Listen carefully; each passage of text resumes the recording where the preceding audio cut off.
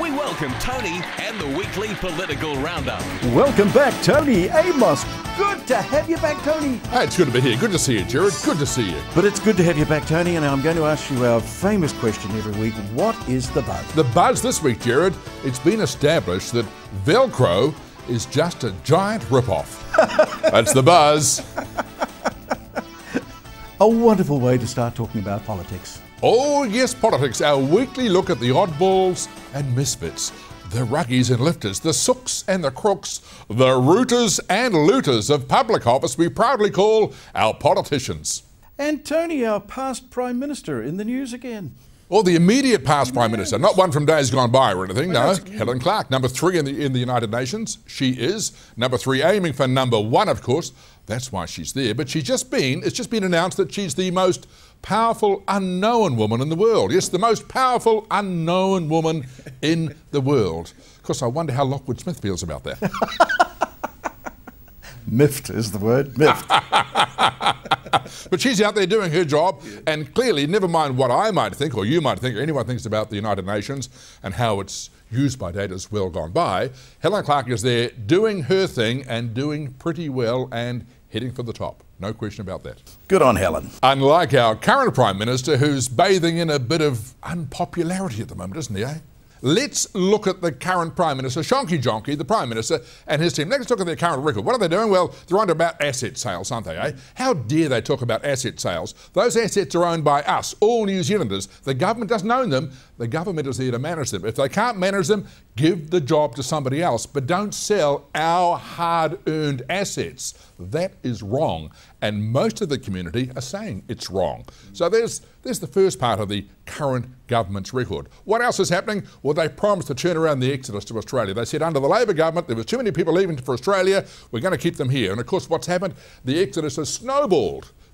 More people than ever are leaving for Australia. Yeah. Most of those people are young people with skills and talents, and they don't come back. It's not a good sign, Tony. It's not a good sign. He's had 3.5 years to get something moving and nothing's happening. Well, Jared, that leads us into the next thing, of course, our low-wage economy. These guys said they would come in and help lift our low-wage economy. They haven't. They now happily manage New Zealand's low-wage economy, around about 25% lower than Australia. That's where we are. And of course, now they're touting our low-wage economy as being of some benefit to foreign companies to come here. These guys are losers. They are meant to be there to represent New Zealanders, not overseas companies, you know. And of course, the current round, they're talking about changing the laws to suit mainly a foreign-owned poker machine operator in Auckland, the Sky City people, you know. I mean, they want more poker machines to build a convention centre. I say, let them build a convention centre and people will come. No one else is going to build one.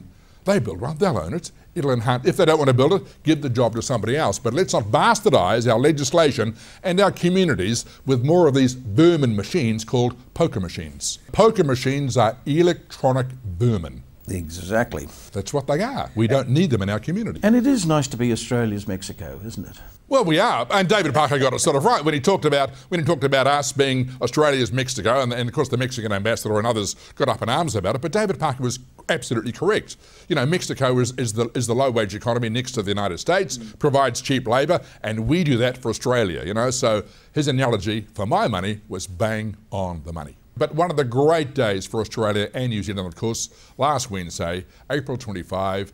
Anzac Day, and that is a very special day for both our communities. But it was unfortunate that last week a fellow called Jock Anderson went on national radio and made some very unpleasant comments about Australian soldiers. Yeah, there was no need. There was absolutely no need for that at all. It was totally uncalled for, and the timing was atrocious, and it just showed, for me, that he has no style, no class, and no compassion either. It was very unfortunate. It wasn't exclusive to the Australians, I'm sure. Not at all, mate. But a lot of Dad's army around in all military, isn't there, eh?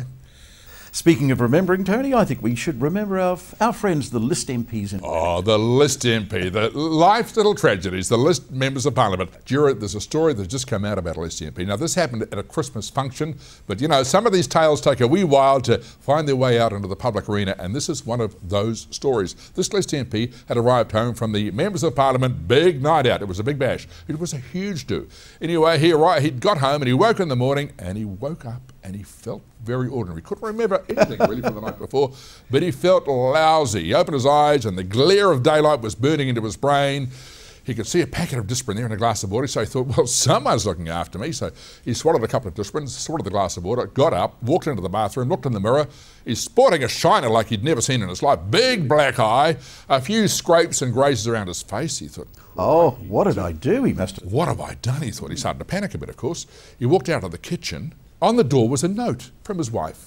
It said, "Hi honey, hope you had the Disprin. Your breakfast is there under that cover. Pop it in the microwave, give it 30 seconds. It'll be perfect for you. There's wine cooling in the fridge. I've gone to the supermarket to buy some lovely food to cook you a wonderful dinner tonight. Love you," signed Carol.